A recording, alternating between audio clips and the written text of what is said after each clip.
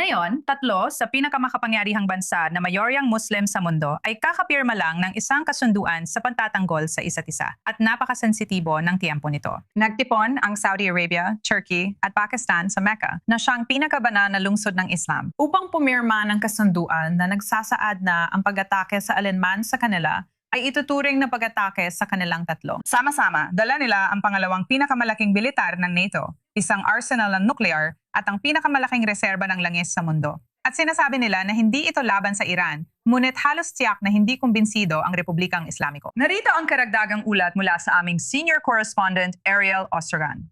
Isang bagong alyansang pangdepensa na maaaring magbago ng balanse ng kapangyarihan sa rehiyon. Noong Biyernes, nilagdaan ng mga lider ng Turkiya, Saudi Arabia at Pakistan ang Mecca Joint Defense Agreement na naglalayong palakasin ang kolektibong pagpigil sa anumang kilos ng agresyon. Sa Turkiya, na may pangalawang pinakamalaking puwersang militar sa NATO, Pakistan, na may mga sandatang nuclear at Saudi Arabia bilang pangunahing tagaluwas ng enerhiya, magkakasama ang kanilang lakas sa politika, militar at lakas sa enerhiya ng alyansa nito ay hindi matatawaran.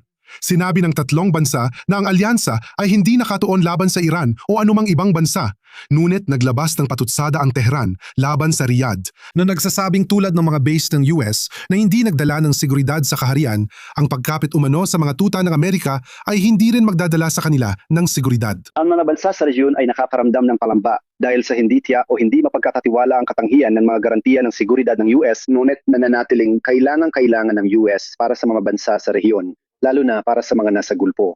Kaya sa aspetong ito, sa tingin ko ay hindi naman tinitingnan ng US ito ng masyadong negatibo dahil ang tatlong bansang nagsasama-sama ay mga kaalyado ng US sa rehiyon. Kasama rin sa kasunduan ang isang probisyon na katulad ng ika-5 artikulo ng NATO na nagsasabing ang anumang pag-atake militar laban sa isa sa mga bansa ay tuturing na pag-atake laban sa kanilang lahat. At posible rin na sumali ang Ehipto sa alyansa sa hinaharap. Ngunit sa ngayon, pinagsasama nito ang tatlong pinakamalalakas na militar na mga bansang pinamumunuan ng Sunni sa rehiyon sa panahon ng tumitinding tensyon sa pagitan ng Sunni at Shia dahil sa digmaan sa Iran at nilagdaan nito sa Mecca, ang pinakabalal na lugar ng Islam. Bilang tagapag-alaga nito at punong abala ng seremonya ng paglagda, malinaw na ang Saudi Arabia ang pangunahing nakikinabang sa kasunduang ito. May pagkakahawig ito sa ika-5 artikulo ng NATO, pero kailangan natin makita kung paano ito ipapatupad kapag ang isa sa mga partido ay inatake. At malamang ang magiging test case ay sa Saudi Arabia dahil sa mga kamakailang pag-atake na naranasan nito. Maaring mula sa mga Houthis o alam mo na, gaya ng Iran o mga grupong kaalyado ng Iran sa Iraq. Kaya malamang ito ay mas makikita sa kaso ng Saudi Arabia. Pero hindi ito ang Arab NATO na mabilis na tinawag ng ilang mga komentarista. Sa kabila ng kasunduang pang-estratehikong kooperasyon na nilagdaan ng Pakistan at Saudi Arabia noong Setyembre ng 2025, hindi nito napigilan ang ilang buwang pag-atake ng Iran, Houthi at mga pag-atake ng milisya ng Iraq laban sa kaharian. Hindi nakikilahok ang Islamabad sa mga pag-atake sa mga Houthi at malabong sumali rin ng Turkey. Nasubok na agad ang alyansa ilang oras matapos itong lagdaan. Dahil patuloy na tinatarget ng mga Houthi ang mga pasilidad ng enerhiya ng Saudi. Wala pa sa ibang mga bansa ang tumulong sa Riyadh hanggang ngayon. Tungkol naman sa Israel, kahit na maaaring maliitin nito ang bisa at kakayahang maisakatuparan ng alyansa, malamang na maging kakompetensya ng blok para sa atensyon ni Pangulong Trump na posibleng magpahina sa impluensya ng Israel sa Washington.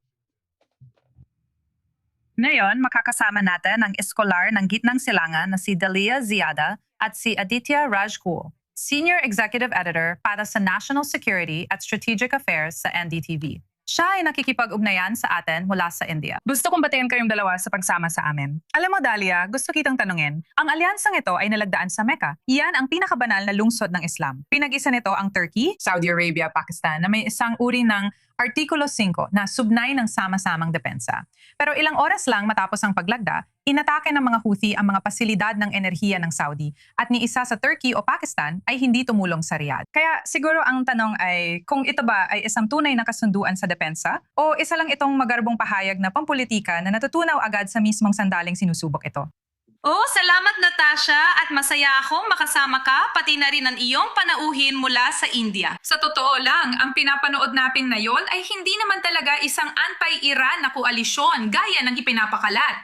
Huwag nating kalimutan na dalawang partido ng kasunduang ito, ang Pakistan at Turkey ay matagal ng kaalyado ng Iran at matagal na rin magkakasama sa iisang panig, kasama ang Iran sa loob ng mga dekada. Kasama na ang kooperasyong militar at lahat, kaya mahirap itong ilarawan sa ganitong paraan, pero mas maintindihan natin ito kung titingnan natin mula sa pananaw ng Saudi Arabia. Pakiramdam ng Saudi Arabia ay parang walang kalaban-laban sa lahat ng mga pag-atake na nangyayari ngayon. Labis itong nadismaya sa Estados Unidos na palaging kumikilos bilang pangunahing tagapagtanggol nito. Hindi na ito ganon. Abala na ito sa iba pang mga issue. Ang kamakailang pagdadismaya sa Saudi ay nangyari rin matapos ang kasunduang nuclear na sanay magagana sa pagitan ng mga Saudi at mga Amerikano ay ginawang nakadepende sa pagladda sa Abraham Accords. Kaya naramdaman ng Saudi Arabia na kailangan nitong umusad at maganda laban sa nagbabagong kaayusan sa riyon sa pamamagitan ng pagkakaroon ng kapangyarihang panghadlang o isang uri ng payong pansiguridad, parang ganoon. Sa anyo ng lakas nuklear ng Pakistan at mga kakayahang militar, mga advanced na kakayahang militar at industriya ng militar ng Turkey. Kaya ito mismo, naniniwala ako, ang pinakamainam na paraan para ilarawan ito. Aditi, gusto kitang tanungin ngayon. Ang Pakistan ay isang bansang may armas nuklear na isa ring kapitbahay ng Iran. Isang mahalagang tagapamagitan, gaya ng nakita natin sa mga pag-uusap ng US at Iran. At ngayon ay isa ng tagapagtatag na kasapi ng isang Sunni na alyansang pangdepensa na may sugnay ng sama-samang depensa. Paano tinitingnan ng India ang partisipasyon ng Pakistan sa kasunduang ito? Una sa lahat, ang kailangan natin munawaan ay dalawa sa mga pangunahing layunin ng bagong alyansang ito ay una, ang deterrence at pangalawa, ang paglikha ng isang uri ng pampulitikang pahayag o bagong naratibo. Sa likod ng mahigit 5 buwan ng sigalot na patuloy na umiinit sa gitnang silangan. Ngayon, may mga bagong alyansa na nabubuo sa bahaging ito ng mundo, syempre, sa buong Asya, sa kanlurang Asya, sa pamamagitan ng mga bala at misil na natutuklasan. Pero kung tingnan natin ang kasaysayan at tradisyon, kung susuriin natin ang mga katulad na kasunduan at paktong may probisyon na kapag inatake ang isang estado, ituturing itong pang-atake sa lahat ng iba pa. Sa nakalipas, masasabi ko na mga 75 hanggang 80 taon nang lumipas, wala tayong nakita na isang estado na umatake sa iba batay sa ganitong kasunduan o pakto.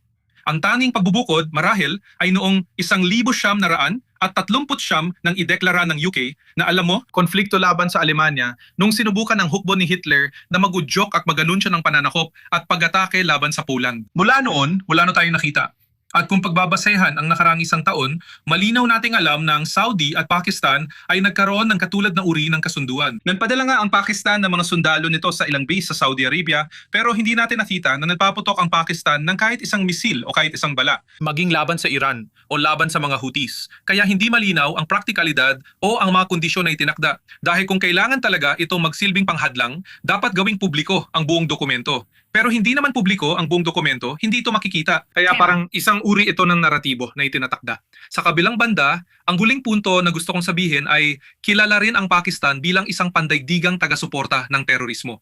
Ngayon, kahit saan, sa ngayon, wala pa tayong alam na mayroong probisyon na nagsasabing ipagtatanggol ng mga bala at missile ng Turkey at Saudi Arabia ang terorismo ng Pakistan. Sa kabilang banda, masusing inoobserbahan ito ng India. Mayroong matatag na pakikipag-partner ang India sa Saudi Arabia sa tinatawag nating alyansang Sunni. At sa tingin ko, pagdating sa ugnayang pang-ekonomiya at negosyo, mas mapagkakatiwalaan ng Saudi Arabia ang mga partner nila sa India kaysa sa Pakistan. At ito ay napagtanto na ng Saudi Arabia. Sa wakas, yung mga uri ng pag-atake nitong nakarang 6 na buwan na nakita natin laban sa Saudi mula sa Iran at mga Houthis, hindi natin nakita na may anumang aksyon o hakbang na ginawa ang Pakistan tungkol dito. Sa isang banda, sinusubukan ng Pakistan na maging global na tagapamayapa sa pamamagitan ng Iran. Sa kabilang banda, sinusubukan itong bumuo ng ugnayan sa Saudi. Mas kwento lang ito kaysa sa anumang estratehikong o geopolitical na layunin. Tama. Gusto kong bumalik sa iyo, Dalia. Pag-usapan naman natin ang tungkol sa Turkey dito. Ang Turkey ay miyembro ng NATO na may pangalawang pinakamalaking militar sa NATO. At ngayon ay kasabay na bahagi ng isang hiwalay na alyansang pandepensa ng NECA dito. Alam mo, nakita natin ang Turkey na namamagitan sa pagitan ng US at Iran, kumakanlong sa Hamas, nababanta sa Israel, at nagbebenta ng mga armas sa mga kaalyado ng NATO sa Europa. Mula sa pananaw ng mga usaping estratehiko, nagiging sobrang marami na bang papel ang ginagampanan ng Turkey para sa iba't ibang panigna. Sa halip ay pinahihina nito ang mga alyansang kinabibilangan nito. Sa kasamaang palad, Natasha, hindi naman itinatago ng pamunuan ng Turkey kung sino talaga sila. Maliban na lang sa mga internasyonal na aktor, tumatanggi ang internasyonal na komunidad. na aminin na ang Turkey, na kilala nila noong isinama nila ito sa alyansang NATO ilang dekada na ang nakalipas, ay hindi na ang parehong Turkey na meron tayo ngayon. Ang Turkey na meron tayo ngayon sa ilalim ng pamumuno ni Pangulong Erdogan ay sumusuporta sa terorismo, sumusuporta sa mga grupong tulad ng Hamas. Hayagan at lantaran, walang hiya. At hindi lang nila binibigyan ng pampulitikang proteksyon o suporta ang mga ito. Sa ilang pagkakataon, sila mismo ay nakialam laban sa mga inosenteng tao tulad ng mga Kurds sa hiladan Syria at Iraq at iba pa, at winasak ang kanilang mga buhay. Kaya't ang Turkey ay napaka-aktibo kahit lampas sa kanilang mga hangganan sa pagsuporta sa mga grupong terorista sa buong reyon at higit pa. Kaya syempre, lumilitaw ang malaking tanong kung saan na ba eksaktong sumasang-ayon ang Saudi Arabia sa Turkey at Pakistan tungkol sa mga pangunahing paksang ito. Halimbawa, handa ba ang Saudi Arabia na pundohan ang mga aktibidad militar ng Turkey laban sa mga Kurdo? Kung gustong bigyang katwiran ito ng Turkey bilang pagtatanggol sa sarili, paano? Mas lalo pa nitong guguluhin ang rehiyon, hindi ba? At makita ang Saudi Arabia bilang kaaway ng ilang bahagi ng gitnang silangan ng mga bansang Arabo tulad ng Iraq at Syria at maging ng mga Kurdong naninirahan doon. Kaya, napakaraming tanong. Pero muli, naniniwala ako na ang pananaw ng Saudi ay mas tungkol sa pagprotekta sa sarili nito, pagpapakita sa mundo na hindi kami ganoon kahina tulad na iniisip ninyo. At saka, maaring ito ay naging pagkakataon para sa Saudi dahil kung isa sa isip natin na ang Mecca Pact na ito ay nasa negosasyon na tungkol sa mga technical na detalye sa loob ng halos 2 taon na ngayon. Maring nagsimula ito dahil sa kagustuhan ng Saudi na kunin ang pwesto na iniwan ng Iran matapos ang kampanyang militar na pinangunahan ng Israel laban sa Iran pagkatapos ng ikapito ng Oktubre. Kaya maring ito ang tinitingnan natin ngayon at hindi. Sana hindi bigyan ng kapangyarihan ang maling mga aktor tulad ng Turkey at Pakistan gamit ang pera ng Saudi. Tama. Aditi, gusto kong dumako naman sa'yo ngayon at pag-usapan ng kaunti ang papel ng Israel sa lahat ng ito. Malinaw naman at hindi lang Israel, sa tingin ko mahalaga ring pag-usapan dito ang Estados Unidos. Dahil malinaw na tinawag ng Iran ang alyansa na kumakapit sa mga tauhan ng Amerika. Pero ang kasunduang ito ay binabasa ng ilan bilang isang senyales na ang Gulf ay bumubuo ng sarili nitong estruktura ng seguridad dahil hindi ito lubos na makadepende sa Washington. Una, sa ginawa tingin mo niya, ba na oo. ito? Sige lang. Alam mo, una, may bagong kaayusan sa seguridad na nabubuo sa buong gitnang silangan. May mga bagong kaibigan, bagong kakampi na umuusbong. Pero una, syempre, mas kaunti na ang pagtitiwala sa Estados Unidos dahil sa mga nangyari. Halimbawa, ang mga uri ng pag-atake na naranasan ng Saudi o halimbawa ng Kuwait, alam mo, at ilang iba pang mga bansa sa reyon, kabilang ang Bahrain. At alam mo, para sa Israel, tingin ko nakakabahala ito dahil sa isang banda, walang kaluwagan o anumang uri ng positibong tugon na dumating tungkol sa Abraham Accords at kung paano magaganap ang normalisasyon sa pagitan ng Saudi. Siyempre, may mga bulong-bulungan pero walang malinaw na lumabas talaga. Pangalawa, tingin ko para sa Israel, ito ay isang nakakabahalang pangyayari dahil ilang politiko ng Israel nitong nakaraang 6 na buwan ang nagsabi na ang Turkey ang bagong Iran. Sinabi yun ni Naftali Bennett. At bukod pa dyan, may mga pangyayari rin tungkol sa Pakistan kung saan sa nakalipas na 3 taon mula noong malupit na teroristang pag-atake noong ikapito ng Oktubre sa Timog Israel, nakita natin ang maraming leader ng Hamas na bumisita sa Pakistan. Mahigit 36 na beses na nagkaroon ng ganitong mga biyahe. Hindi lang para makipagkita marahil sa Pakistani deep state, kundi pati na rin sa mga pandaigdigang kinikilalang teroristang grupo tulad ng Lashkar-e-Taiba, Jaish-e-Mohammed at Hizbul Mujahideen, na binibigyan ng ligtas na lugar, ligtas na kanlungan at ligtas na tahanan ng Pakistani deep state. Kaya isang nakakabahalang pangyayari ito para sa Israel. Pero sa tingin ko, mas itutulak pa ng Israel ang normalisasyon ng ugnayan sa mas maraming bansang Islamiko sa rehiyon. At sa huli, sasabihin ko rin sa iyo na may bagong grupo na maaring umuusbong sa hinaharap at tila walang masyadong nag-uusap tungkol dito. Ito ay sa pagitan ng India, Israel at UAE. Sa bilateral na antas, naging matatag ang ugnayan ng mga bansang ito sa nakaraang 6 na buwan o 1 taon. Pero kung magsasama-sama sila bilang 3 bansa, maaring maging game changer ito para sa kanilang 3. Tama. Talagang sasabihin ko rin sana yan, alam mo, nalaman natin na sina Netanyahu at Modi ay nagkaroon ng pag-uusap bago nilagdaan ang kasunduang ito. Sa tingin mo ba ay may plano ng binubuo para magsama-sama ang Israel, India at gaya ng sinabi mo, ang UAE? Nagsulat na ako tungkol dito ng malawakan sa nakaraang 6 na buwan. At nandun din ako sa Israel na nagko-cover ng digmaan ng halos 1 buwan noong mga unang araw nang bumisita si Modi sa Israel na yung taon. Kaya inakala ko na mayroong ginagawa o pinaplano na ngayon. Sa tingin ko, pagdating sa inobasyon sa Israel, ang inobasyon ng Israel at kakayahan nito sa depensa, at pagdating naman sa UAE, sa logistics o kapital, at pagdating sa pagmamanupaktura at sa antas ng lawak na kayang abutin ng India, lalo na pagdating sa paggawa ng mga gamit pandepensa, halimbawa, kailangan ng Israel ng mga Iron Dome at mga baterya, kayang gawin ng India yon marahil sa loob lang ng ilang araw. At kaya naman, bilateral, nagkaroon ng magkatuwang nakatatagan ang India at Israel. Ibig sabihin, magtutulungan ang dalawang bansa. At may makasaysayan at tradisyonal na pinagbulan ito. Sa nakalipas na 25 taon, tumulong ang Israel sa India tuwing inaatake ito ng Pakistan. Ganoon din ang India. Tumulong ang mga kumpanyang pandepensa ng India. Kaya sa tingin ko, maaaring magkaroon ng isang anunsyong magpapabago ng sitwasyon sa mga susunod na buwan.